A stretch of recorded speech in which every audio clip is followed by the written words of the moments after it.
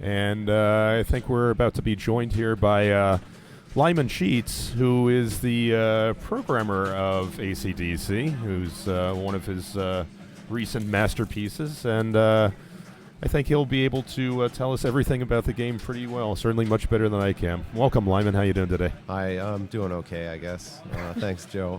Well, no, I just kind of had a rough day today playing. It happens, at least for me. Well, it's always fun to watch. I guess it's more fun to play. Yeah, it's fun both ways. It's we do this tournament thing enough. It's kind of fun to appreciate the play of others without the pressure on you. I certainly enjoy watching people play the games that I've worked on in a tournament. They don't always come out exactly the way you want, and it's always nice to see people play the games. You see different strategies and different approaches to the game. And for me, it gives me more to think about in terms of what people are doing, what people are going for, and oftentimes how to go back and make the game better. Yeah, it seems like with ACDC in particular, you've really been refining the rules a number of times since the original software came out, and it looks like that was in large part based on what you saw people doing in tournaments, and you were tweaking it along the way to make it more tournament-friendly, right? Yeah, rules are a lot harder to develop these days, I guess maybe for me, because I've been in the industry for so long. I've had about 20 years worth of pinball rules, and really I've been kind of programming the same playfield for those 20 years. I mean, if you look at some of the playfields, they're very similar to the mid-90s sort of layouts, and it's always a challenge. It's always try to get people to have fun playing the game, and it's a little harder too because the people who are into pinball and the tournament players, because those are the people I see, they sort of demand a little bit more out of a game than, say, a casual player. So they're always looking for nuances in the game, and they're always looking for different ways to play the game, and they kind of want to see something new every time they play it or discover something new. And that part's really hard. The thing for me, and some of the things that I don't like about games, I want to be able to play the game the way I want to play it. I don't want there to be only, say, one way to play the game. And that's really important to me. Well, it seems like you've done a great job with that, with the rules in ACDC. It seems to have quickly become quite a tournament favorite, and there's a lot of big scoring opportunities, a lot of big risk, big reward type stuff, which I'm sure is what you were going for. That's the biggest thing for me is it's so hard today because of a pinball machine to an average player is a little overwhelming. It is. There's so many things on the playfield. It's often hard to know what's important in the game, and I think it's a little easier maybe on games, maybe like Medieval Madness, where you could walk up to the game and say, "Oh, there's a castle on it, and I should shoot that." And so, for somebody who doesn't know much about pinball, it's pretty straightforward to be able to say, "This is what I should do." And so for games like ACDC, where you have a lot of blinking lights and different things going on at different times, it's much harder to decide like what's really important in the game. But at least with the rules on this game, the main important thing, which takes people a little time to figure out, is the song Jackpot. It's basically all the rules in the game. I shouldn't say all the rules. All of the songs in the game contribute to this one value that you can decide when to collect or when not to collect, I guess. And that really is sort of the focus of the game.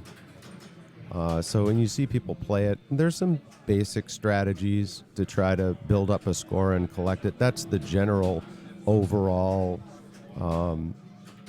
way to play the game, and it's the one thing that you can kind of look at and say, well, this is what the game's about, as opposed to if you have a play field and there are 20 things on it, it's really hard to decide what's really important and what to do. Sure. And you were just talking about that. There was Brian just now collected a song jackpot for what looked to be, a 30 million points or so? Yeah, sure. It's Actually, that wasn't. Was that even a song jackpot, or was that just a multi-ball Oh, he was jackpot? an album multi-ball, and he picked up it's a bonus. It's on the 2 multi-balls. You have album multi-ball and tour multi-ball. So if you match up, it's a really geeked out rule. But people, and it really needs a big sound when you get it. So when you get it, you know you got it. Right now, it's really no different than what would you normally see for a regular jackpot. So it needs a little better feedback, but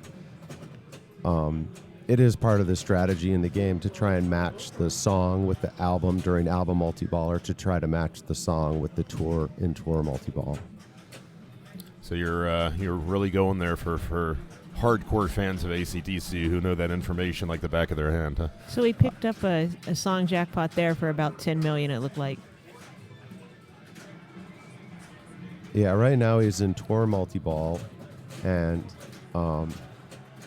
so if he can make it up to the album that the song's on, then he can collect a bonus. When you collect the bonus during the multi-balls, the song jackpot doesn't reset. Normally it'll reset when you collect it off the cannon, and when you collect it during the multi-balls, it doesn't reset. So you can actually, if you build the song jackpot up, you can score a lot more points if you collect the bonus in that way. And a lot of times it's hard during the multi-ball to stay away from the right ramp. There's some times when you don't want to collect it if you're close to the album or the tour for which the song is associated with. Right, because you'd rather get it when you can get it and not have it be reset on you.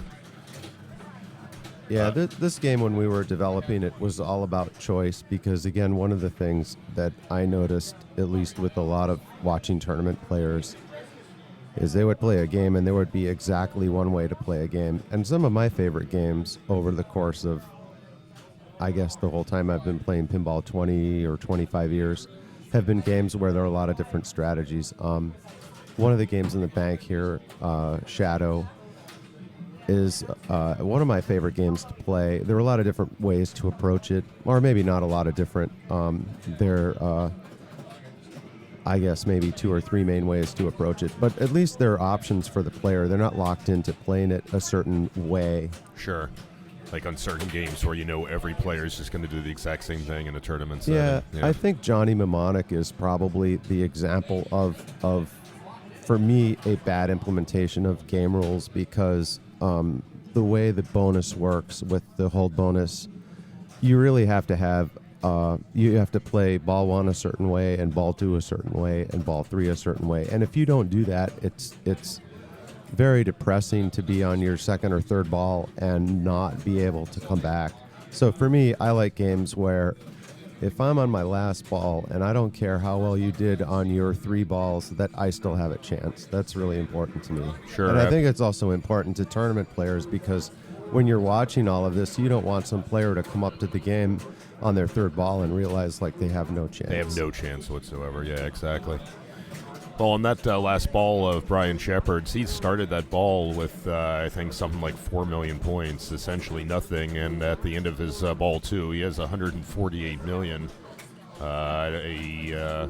Trent had started off better than Brian, getting 36 million or something after 2 balls. But now Brian has switched it around and really put the pressure on Trent here to do a similar performance. And he is in tour multi-ball right now. Yeah, Trent has been playing very well this weekend. He's a pretty consistent player, and he's pretty good. He blew it up last round, and whereas I blew it up in the opposite direction last round, and that's why he's still playing. Yeah, but Lyman, you're still one of the best players in the world. You've got how many Papa titles to your name? Well, I think for everyone, age catches up to them. I'm not 26 years old anymore, I guess, but I still have fun in the tournaments. It's still a lot of fun to play and compete. But days like today are a little frustrating. Yeah, I totally understand. Who was your opponent you were playing against in your round this morning? I played Chris Stevens in the first round and had 2 pretty poor games on Shadow and Indy 500, and then I played Jason, who's actually he plays in our league in Chicago, so I'm pretty used to Jason and pretty comfortable playing against him, but I just couldn't really put anything together. Right. It's one of those situations where I guess if you miss a shot, it goes out immediately instead of getting some breaks, and sometimes that happens. So it just seemed to happen in droves today. Yeah, I'm sorry to hear that. It's okay. Yep. It's all part of the game. It is. Yeah, but on the plus side, that means we get the value of your experience and knowledge, both as a top level player as well as a game designer and programmer here to help tell the crowds what they should be doing. Well, I think everybody here, at least the people who are still in now, have a pretty good idea as to what they're doing. If they don't, I don't know. I think they probably should. They'll learn quickly one way or the other. Well, we've been talking earlier in the broadcast about if you don't know a game or if you're not familiar with tournament strategy or whatever, one of the best ways to improve is to go ahead and play against better players, because you get to learn a lot about the strategy of the games, the strategy of tournaments themselves, cool flipper control techniques and so forth. And, that's really the only way to improve, is to play a lot of pinball and play with people who can teach you something. And even if all the people who are still in this tournament know what to do and why, some of the people who are watching this on Papa TV maybe don't. So hopefully this is, helpful for them. I know for me, when I was learning pinball, I enjoyed it just as a game.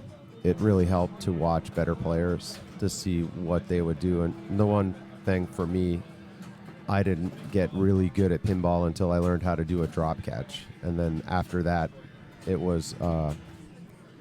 really was to another level. That one technique, if you can master it and do really well with it, then your play is going to be much better. But then you sort of slow the game down a little bit, and you're sort of forced into playing more deliberately. And for some people, that's not as fun. For some people, they just want to hit the ball and see things happen, and they don't really care about being precise. They'd maybe say, well, I sort of aimed in that general direction, and sometimes I hit things and sometimes I don't. Tournament players don't really play that way. They're a lot more deliberate about things, and for some people that's boring. Well, I think even for a lot of tournament players, it's boring. I mean, you hear about the phrase of chopping wood, of just pounding a shot over and over and over, and that might be the right thing to do for a tournament. It might be the necessary thing to do, but that doesn't mean it's particularly fun. And that gets back to what you were saying before about having different choices in how to play a game, so it's not just that you have to hit this one shot 2,000 times in order to succeed. Yeah, that gets boring pretty fast. So Trent has survived a couple of shakes. I think he's running on double danger right now, but he's trying to make a comeback here. He needs at least another 50 million or so just to catch up, or 60 million or something, it looks like. And, I'm sure he'll want to put up more than that, because we still have another ball coming here from Brian Shepard. Yeah, ACDC is the kind of game you could have a really big ball or you could have next to nothing. Trent is, again, the strategy for this is pretty much the same for everybody. Build up the jackpot and collect it. So multi-ball helps a lot. Being in multi-ball gives you an opportunity to make some of the shots to build up that value, and then it also gives you some shots at the bell. That's where the multiplier is, to be able to build that up to 2x or 3x, and when you cash in, have your song jackpot multiplied. So Trent's doing a pretty good job right now of just building it up, and I'm sure maybe once he comes out of this multi-ball, he might think about, if he's close to another one, starting another one or cashing in.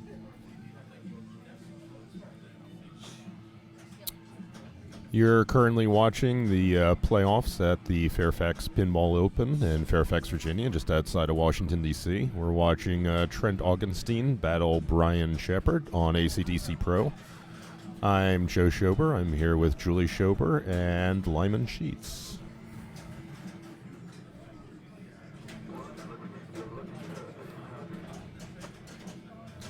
So right there, Trent, it looked like he wasn't interested in cashing in his song Jackpot right there because he loaded the cannon, it was lit there, and he deliberately missed it. So he'll have to complete the lanes at the bottom, the fire lanes. Oh, wow. Yeah. Okay. Yep, that's the risk-reward part of this game. Sometimes you can cash in and it feels really great, and sometimes you miss out on it and you get disappointed. But those ups and downs in pinball are part of what make it fun. Oh, absolutely. What makes it exciting. And certainly a big risk-return situation like that is really fun where you know that you can build something up and have that potential, like you just said a minute ago, of having just a monster ball. But there's the excitement of, well, if you don't, then it's all over. And to me, part of the reason why that rule works fairly well is because the jackpot grows unbounded.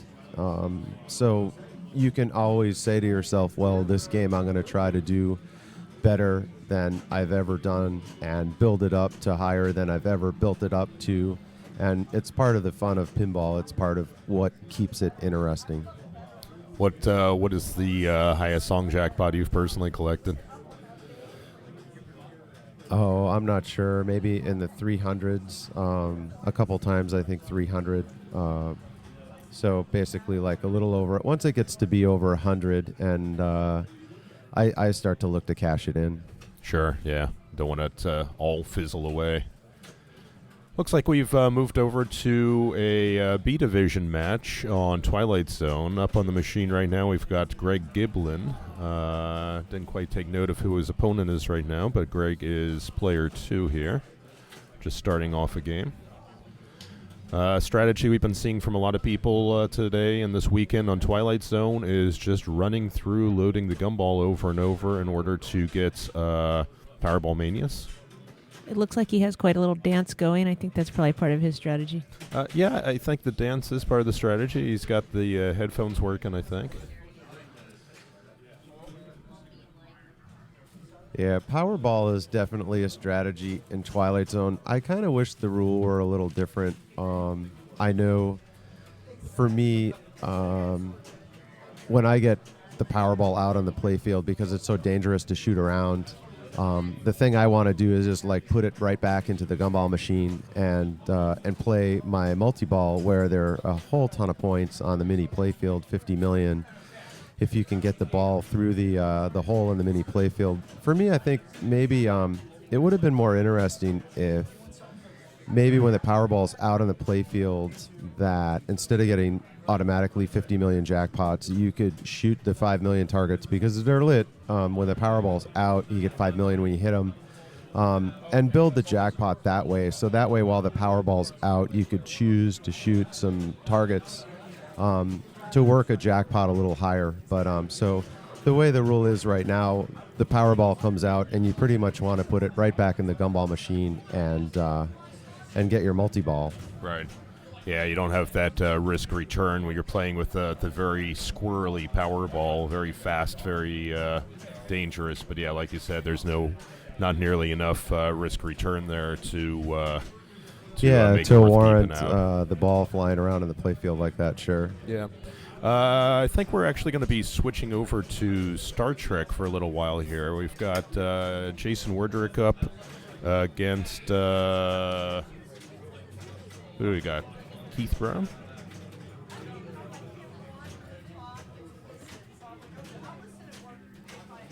That sounds right, Joe. Yep. All right, so it looks like the game just started. Is it first game in the match between these gentlemen? We talked earlier about the general approach to Star Trek. Shooting shots in combination, as long as you have a combo going, it doubles the value of the shots. So the game really encourages you to make a series of shots on the fly to ramp up the values for the modes and the multi-balls and then some of the super modes. Do you have any code in this game, Lyman, or was it one of the other teams who was responsible for this at Stern? No, no.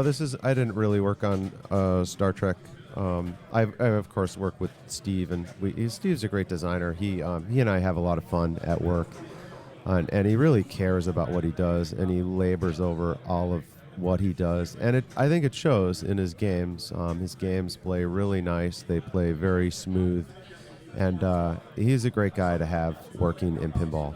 Oh, yeah, for sure. I mean, all of Steve's games are really fast and flowy and fun.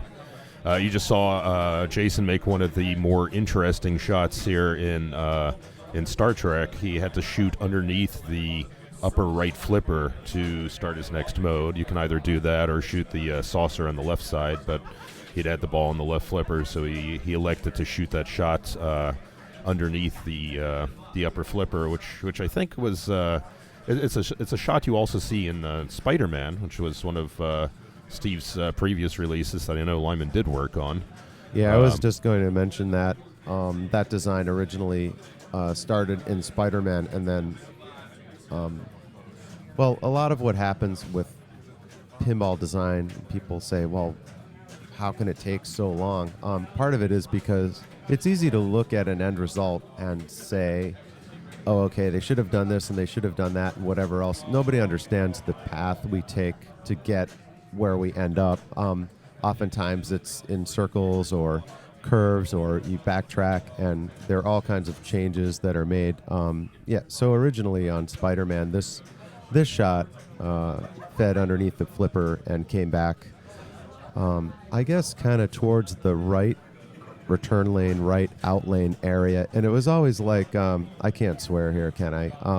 It was always like one of those, oh God moments where you shoot under there and the ball comes back and you're sort of like, well, it may go down the right side and whatever. So people kind of shied away from it, and it's kind of a neat shot. You don't really see things like that on pinball machines much these days, and so Steve took it a little step further on this game, and I like it. It's interesting. I like seeing new things in playfield layouts and design, and that's one that I enjoy to see. Yeah, definitely. We were talking earlier, I've got to think some new players must look at that and say, how the heck do you shoot that thing? But on the other hand, a lot of inexperienced players probably use both flippers simultaneously anyway, so it might work out for them. I think it's a non-feature for casual players. I think I don't think they immediately say, oh, I should shoot under there and it might do something interesting. I think they're concentrating on, at least with Star Trek, I see casual players, they mostly interact with the ship, and then better players mostly shoot the shots. Sure. It's kind of interesting that different players, it's almost like as good players, we're conditioned to shoot shots for all of the big points and all of the good scoring in the game. So I don't know if that's good or bad. Well, I think it's nice to have the goals, and it looks like Keith there probably just got the Black Hole Award to add a ball, which is how he salvaged a little bit more out of his multi-ball there. But, it's great, and certainly you, Lyman, have had some great success with this over the years, especially with some games like Attack from Mars and Medieval Madness, where there's a very, very obvious and relatively easy a goal to have, like with the ship on Attack or the castle on Medieval, where a novice player sees it, understands it, and has a reasonable time of making it, because the shot is relatively easy. But then there's a lot of hidden subtleties in the rules for more advanced players, so pretty much everyone's happy with those kinds of setups. I think that's why it kind of works. I think when I first saw something like that, I guess it was probably Theater of Magic with the trunk. Mm-hmm. That game, to me, really had it all as far as casual player appeal. And but again, like you say, not everybody's a casual player, so people look for a little bit more, especially in the game rules, for things that are a little bit more interesting or challenging. So Jason, it looks like he's going to try to finish out his 3 in a row for Super Ramps here. Ramps. And then I can't tell if he's close to multi-ball or not, but two of the other sort of things we go for in this game. One is multi-ball. Gives you a chance if you play it with one of the modes, you can get some points that way. And also, the Vengeance mode is worth pretty good points if you defeat the Vengeance. It's 10 million, and then victory laps. Yeah. Sure. So that is kind of an all or nothing.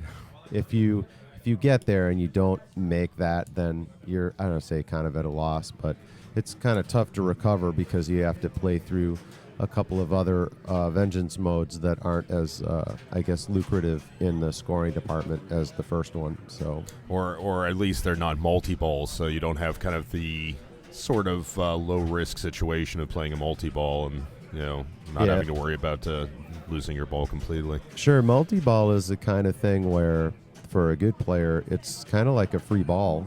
More balls on the playfield, try and get a trap and play and get the points on the table.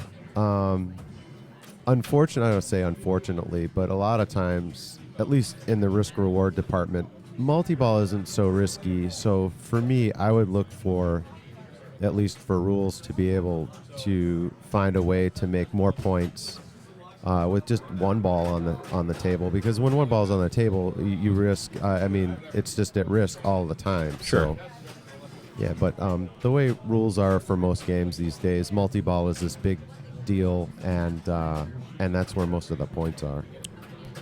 Although I have observed, like here on Star Trek, with the way the combo shots work, where you get a shot X if you make it on a combo shot. You can actually, some of the modes I've gotten, 8-9 million in Prime Directive or something like that, just a normal single ball play, just if you get in that flow when you shoot all the shots in combination. So that's kind of a cool rule. Yeah, and I think that's pretty important too as far as rules go, to be able to not have to always look to a multi-ball to score points, to be able to just find something that you can play with just one ball and still be able to score. Right. One other thing I do like in Star Trek is this concept where the super modes and the Kobayashi Maru, for example, are all based on how you did on the composite modes of that thing. So it gives some disincentive to just time out modes, which you see a lot of players do on some games like Addams Family or something like that. Yeah, I think for me, I never have a reason to time out a mode on Addams Family unless maybe it's Seance and I'm on my last ball and I don't really want to take that risk to have magnets toss the ball unpredictably. For me, that's because on Addams Family, while I start a mode, I'm free to shoot the ramp and start another one. So I'm not really. My progress isn't really being blocked in that regard. On this game, basically, while you're in a mode, since you can't start another one, you either have to play the mode and finish it to start another one, or you have to sit and time it out, and that's where it becomes a little difficult. I know on Next Gen, I thought they had a good implementation of it was sort of the implementation here too, and that is play the mode and we'll make something valuable versus not playing the mode. So they have that here. I guess the issue with Kobayashi Maru, it's a little far out. I would say it's a little far out for, I'm not going to say a professional, but for somebody who's maybe a beginner player or an intermediate player, it's a little far out there because you're really banking all these points and hoping to collect on something that's pretty far out. Sure. So, and actually, as we say that, it looks like, I don't know, is that Jason? It looks like somebody's pretty close to getting it. Yeah, I think it's Jason. Yeah, that's Jason who just stepped up now. Jason is 13 million points starting his ball 3 versus Keith Brown, who just finished his second ball. He did defeat Vengeance in the Vengeance multi-ball and ran in quite a few victory laps as well, so he got his score ratcheted up to 40 million points, which is not bad.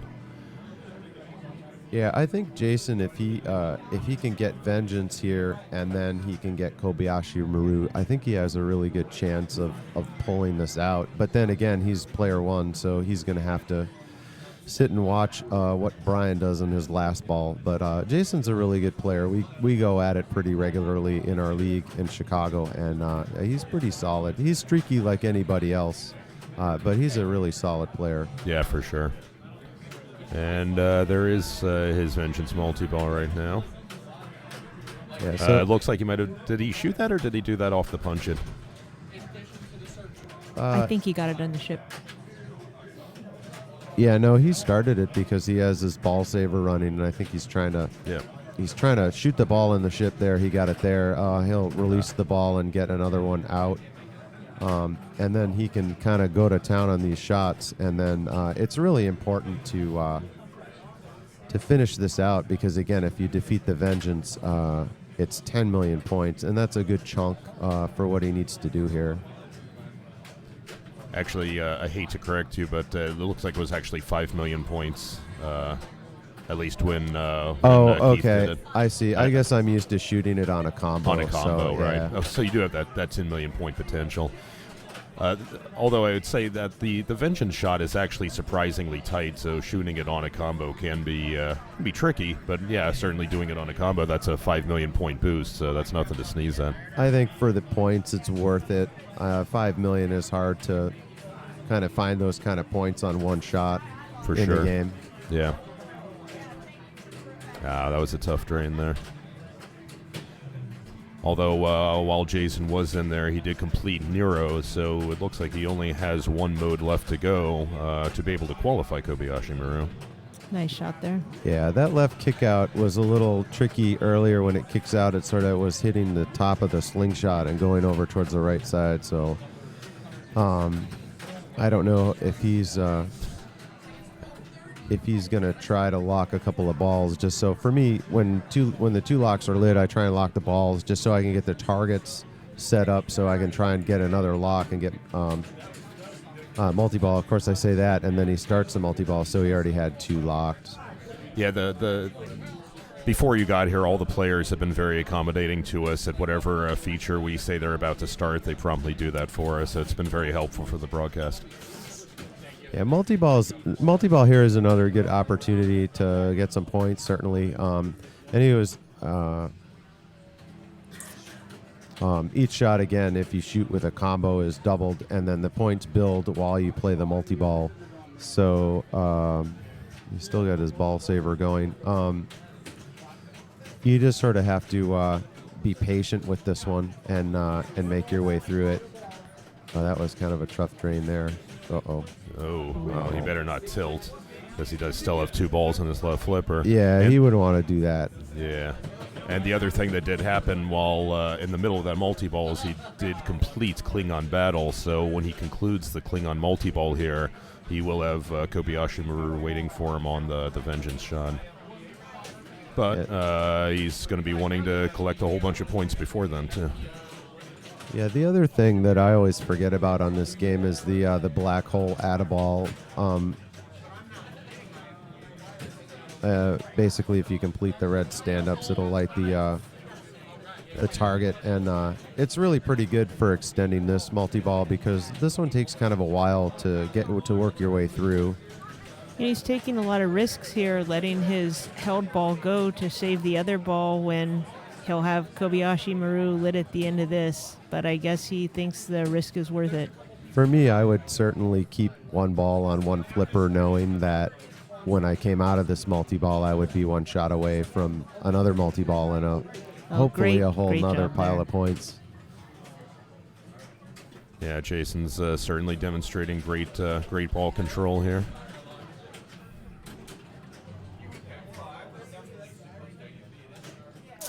That. Now that's not going to count though. No. He did shoot the Vengeance there, but it was Klingon multi-ball had not quite ended, so that did not serve to start Kobayashi Maru. All right, so he's one shot away. Shoot the ship. Right on demand again. Yep, looks like he's good. And so this one just complete. It's hit every shot twice. I guess it's the same rule as Klingon a little bit. But yeah, so the points that he accumulated in the modes he'll be able to collect here by shooting the shots twice. And again, by shooting the shots in combo, the shots that are part of the combination get doubled, so that can be quite lucrative. Yeah, the colors of the shots tell you what correspond to what modes. And then, so the green one is Save the Enterprise, and the purple one would be Nero. So if you're paying attention to your modes, and maybe you say, oh, I played Nero for 5 million points or whatever it happens to be, like I would go immediately after Nero and sort of work the points down to try to collect the most valuable ones first and the least valuable ones last. Of course, yeah. That's kind of hard to sort through all that when balls are flying around in multi-ball. But he has and time to think here. He's got the balls held. He's probably thinking that same thing. And when you're down, whatever, have to put up 20 million and then hopefully another 20 to give yourself a buffer for your opponent to play one last ball. Exactly. I think right now Jason's just about caught up with Keith, but exactly like you said, Lyman, Keith has another ball to play, so Jason can't be satisfied with just catching up. Now, if he was player 2, that would be a different story, but... Yeah, you really want to try to put the pressure on as much as possible once you get close, because you can't ever count on somebody housing out on their ball. So wow! So that was a grace period out of ball. That was really great. That was what we were talking about before with the black hole target and the atta ball. He pulled it off. Unfortunately, he lost the ball fairly quickly, and now he's back to single ball. Chopping wood. Well, he's currently on the Tier 2 modes, which is kind of an interesting feature of Star Trek here, where all the modes, the 6 modes you see in the pyramid down at the bottom of the playfield, are actually triply stacked. So, for example, there's Prime Directive 1, Prime Directive 2, and Prime Directive 3, each of which has some somewhat different rule sets. Ooh, that was quite a slide save there. Yeah, the bonus on Star Trek, I would certainly be pretty aggressive on my slide saves on Star Trek, because the bonus never really amounts to much on this game, whereas something like Shadow and Indy 500, where pretty much your mode points are banked until to collect at the end of the ball, or even if you have a really good ball on ACDC, sometimes the bonus is not insignificant. It's always a good idea to keep in mind how many points you have in bonus. But I mean, Jason's probably knows that the bonus isn't really all that great, and so he can probably be pretty aggressive. This is the irony. He can't pick that. And I can't pick this. 1 million in bonus. Yeah, so that was Jason's third ball of this first game between Jason Werdrick and Keith Brown. So Keith right now, he just needs 2 million points. He does have a lock lid on the left. But otherwise, frankly, just a few combo ramp shots would probably be enough to take care of it for him. Yeah, I think right now I'd try to focus on the left ramp and get a couple of shots down and put this away.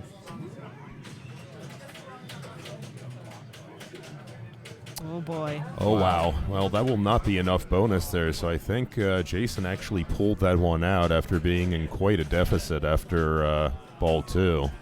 He did. It finished 42 million and change for Jason Werdrick versus 40 million for Keith Brown. So that was a great comeback.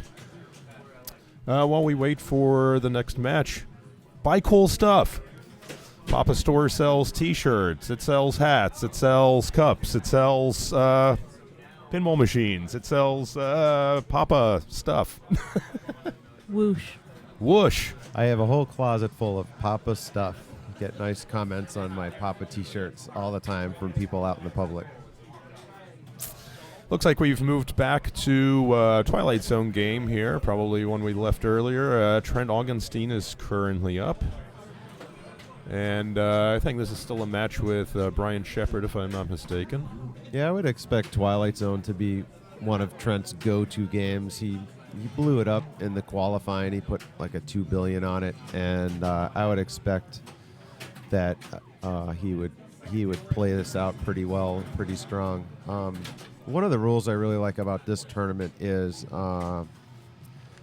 during the matches, the elimination matches, players aren't allowed, if you have a choice of game or order, players aren't allowed to pick a game more than 3 times. So if you say are like, oh, I want to play Star Trek all day and I'm going to make this a tournament on Star Trek, it ends up not being that way because there are enough with 64 people, 2 brackets, and all the matches you end up playing.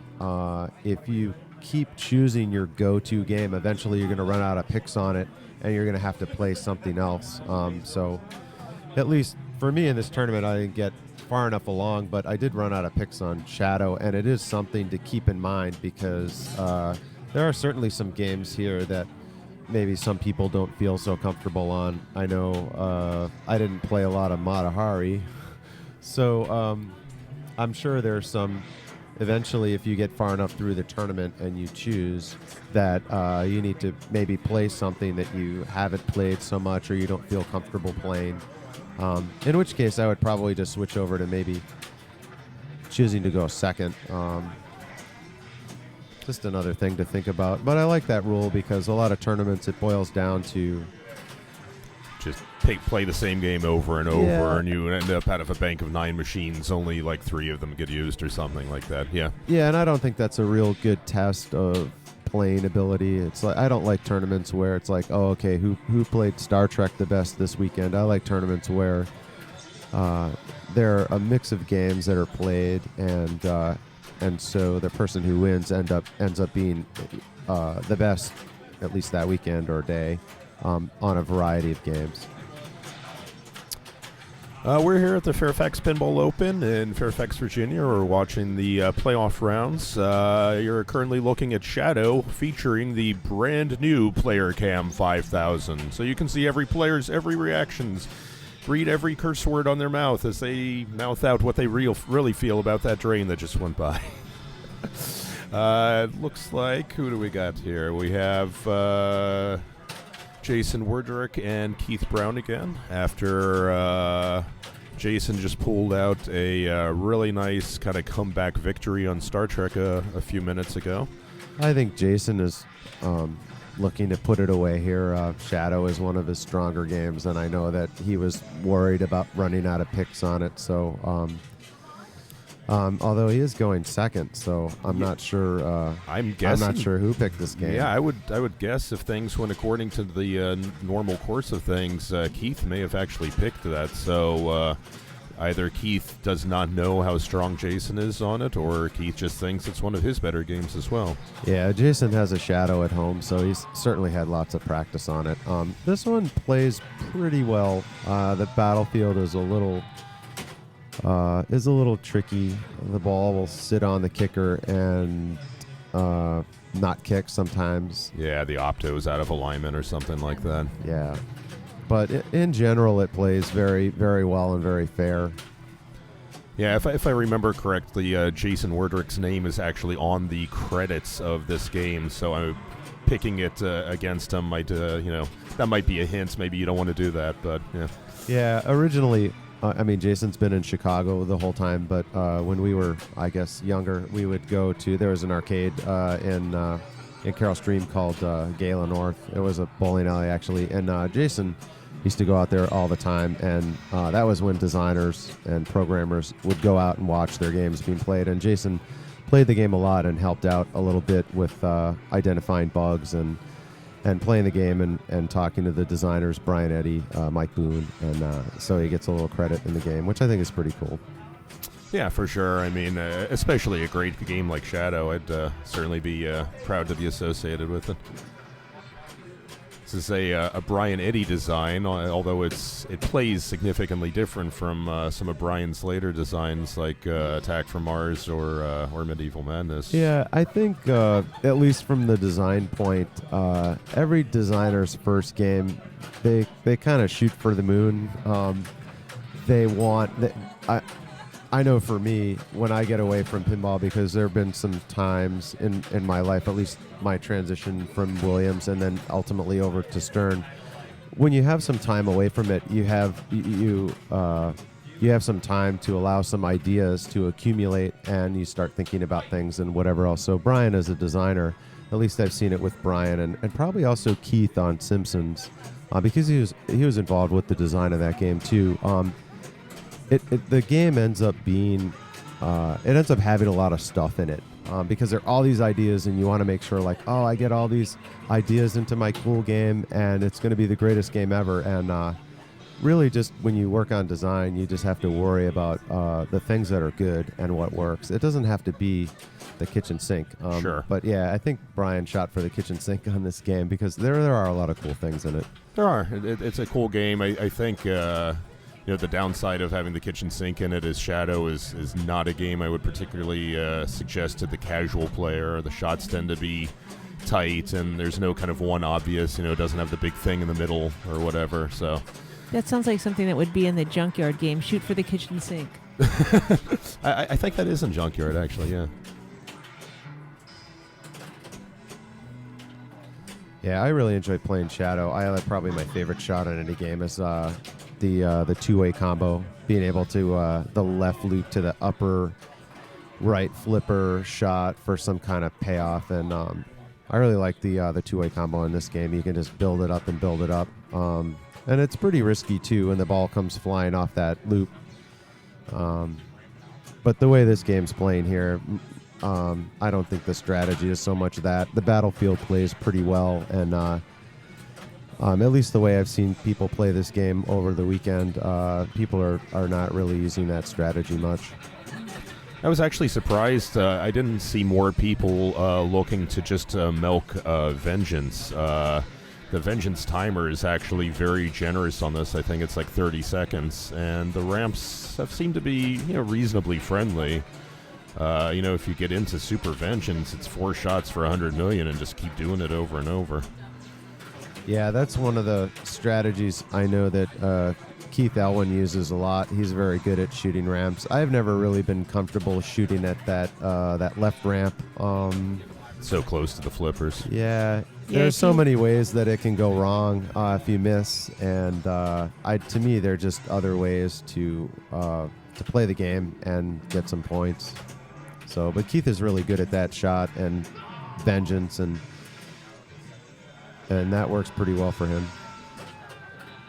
So, that was an unfortunate drain. Keith was coming from behind here, and even with his bonus, I think Jason's just going to be able to plunge his third ball and walk off here.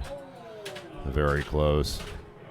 So that actually concludes that match between Jason Werdrick and Keith Brown. I'm sure Keith probably chose the game thinking it was a good game for him, but didn't quite work out.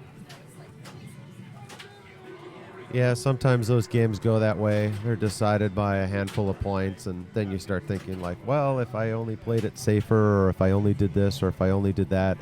You just kind of have to take what you get, I guess.